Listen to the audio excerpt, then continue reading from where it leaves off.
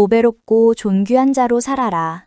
존귀한 자는 존귀한 일을 계획하나니 그는 항상 존귀한 일에 서리라는 주제로 함께 은혜 나누겠습니다.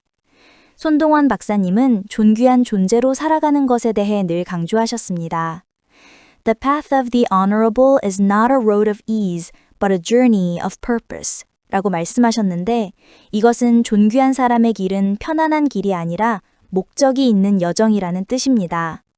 우리 삶이 편안함만을 추구하는 것이 아니라 하나님께서 주신 목적을 따라 살아갈 때 비로소 진정한 존귀함을 얻게 된다고 말씀하셨습니다. 맞습니다. 이 말씀은 우리 모두에게 깊은 울림을 줍니다. 손동환 박사님은 우리가 어떤 존재인지를 깨닫는 것이 중요하다고 하셨습니다. 하나님의 형상대로 지음받은 우리는 이미 존귀한 존재이며 그 정체성을 잊지 말아야 한다고 하셨죠. 그렇습니다. 오늘은 그 존귀한 삶을 위한 3가지 핵심 메시지를 살펴보려고 합니다. 첫째는 하나님의 시선으로 나를 바라보는 것입니다. 이사야 43장 4절에 내가 내 눈에 보배롭고 존귀하며 내가 너를 사랑하였은즉 이라는 말씀이 있습니다.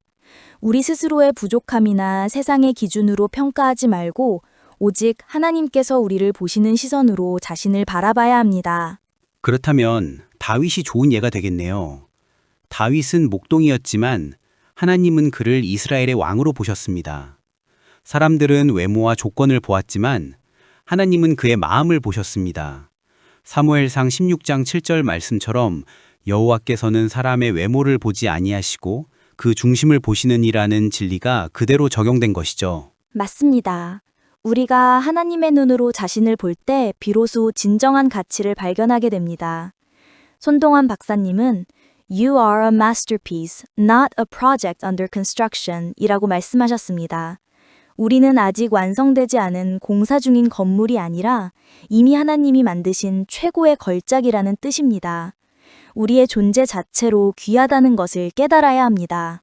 두 번째 핵심 메시지는 존귀한 일을 계획하는 것입니다. 손동환 박사님은 A person of honor plans honorable things 라고 하셨습니다. 존귀한 사람은 단순히 선한 마음을 갖는 것에서 그치지 않고 실제로 존귀한 일, 즉 하나님이 기뻐하시는 일을 구체적으로 계획하고 실천해야 합니다. 그렇습니다. 성경에는 요셉의 이야기가 있습니다. 요셉은 노예로 팔려갔고 억울한 감옥 생활을 했지만 그는 그 모든 고난 속에서 하나님께서 자신을 통해 이루실 존귀한 일을 계획했습니다. 훗날 애굽의 총리가 되어 많은 생명을 구원하는 위대한 일을 이루었죠. 손동환 박사님은 히브리어로 야르라는 단어를 자주 사용하셨습니다. 두려워하다 혹은 경외하다란 뜻인데 하나님을 경외하는 마음이 있어야 비로소 존귀한 일을 계획할 수 있다고 하셨습니다. 하나님을 경외하는 마음이 우리의 모든 계획의 출발점이 되어야 합니다. 세 번째 핵심 메시지는 항상 존귀한 일에 서는 것입니다. 이사야 32장 8절 말씀에 존귀한 자는 존귀한 일을 계획하나니 그는 항상 존귀한 일에 서리라고 되어 있습니다. 손동환 박사님은 Stand firm in your integrity 라고 말씀하셨습니다. 우리가 계획한 존귀한 일들을 흔들림 없이 꾸준히 실행해 나가는 것이 중요합니다. 그리스도인으로서의 정직함과 성실함을 굳게 지켜야 한다는 의미가 깊게 다가옵니다. 손동환 박사님은 헬라어로 마르티스라는 단어도 장조하셨습니다. 증인이라는 뜻인데 우리가 존귀한 삶을 살 때 그 자체가 하나님 나라의 증인이 된다고 말씀하셨습니다. 네, 그것이 바로 우리의 소명이 아닐까요? 이제는 이 말씀을 듣고 생활에 적용할 수 있는 실천 원칙 3가지입니다. 첫째는 아바라는 히브리어처럼 하나님을 친밀한 아버지로 부르며 기도하는 것입니다. 마태복음 6장 9절 말씀처럼 하늘에 계신 우리 아버지여 라고 부를 때 우리는 가장 존귀한 존재이신 하나님과 연결됩니다. 존귀한 존재와의 친밀한 관계가 존귀한 삶의 시작입니다. 둘째는 카이로스라는 헬라어처럼 하나님의 때를 기다리며 지혜를 구하는 것입니다. 전도서 3장 1절에 범사의 기한이 있고 천하 만사가 다 때가 있나니라고 했습니다. 우리의 욕심과 조급함이 아니라 하나님의 때에 맞춰서 존귀한 일을 이루어 나가야 합니다.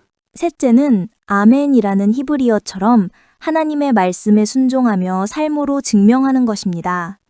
히브리서 13장 8절에 예수 그리스도는 어제나 오늘이나 영원토록 동일하시니라 라고 했습니다. 변하지 않는 진리이신 하나님의 말씀에 아멘으로 화답하며 순종할 때 우리의 삶은 더욱 존귀해집니다. 손동환 박사님은 솔리 데오 글로리아라는 라틴어도 자주 언급하셨습니다. 오직 하나님께 영광이라는 뜻입니다.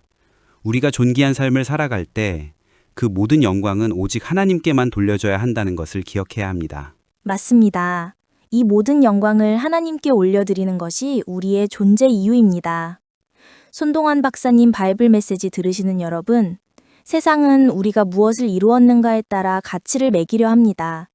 그러나 예수님께서는 요한복음 10장 10절에 내가 온 것은 양으로 생명을 얻게 하고 더 풍성히 얻게 하려는 것이라고 말씀하셨습니다. 우리는 이미 풍성한 생명을 소유한 존귀한 존재입니다.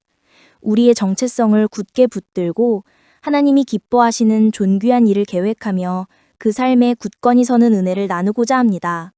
하나님 아버지, 우리가 세상의 소리가 아닌 하나님의 음성에 귀 기울이게 하시고 우리가 얼마나 존귀하고 보배로운 존재인지 깨닫게 하시니 감사합니다. 우리가 존귀한 자로서 주님이 기뻐하시는 일을 계획하고 그 길에 항상 굳건히 서서 주님께 영광 돌리는 삶을 살게 하여 주시옵소서. 이 모든 말씀을 주인 되신 예수 그리스도의 이름으로 기도드립니다. 아멘.